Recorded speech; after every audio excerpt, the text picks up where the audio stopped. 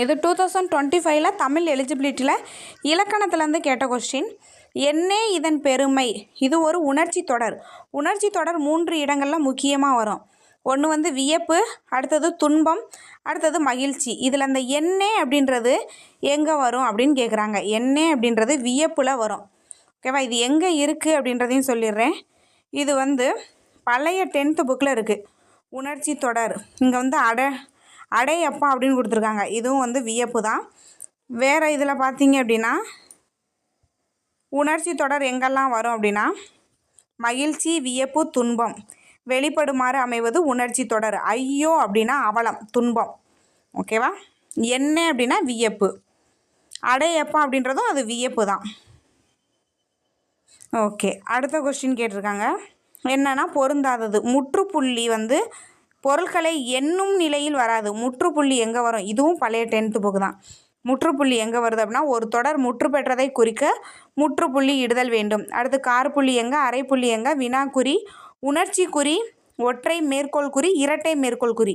இதை மட்டும் நல்லா படித்தாவே நமக்கு போதுமானது. இப்போ பார்த்தோம் அப்படின்னா அடுத்து இங்கே ஆப்ஷனில் என்ன வச்சுருக்காங்கன்னு பாருங்கள். முக்கார் புள்ளி சிறு தலைப்பு அருகே வர வேண்டும். அடுத்தது கார்புள்ளி ஆகவே முதலிய சொற்களின் பின் வர வேண்டும்.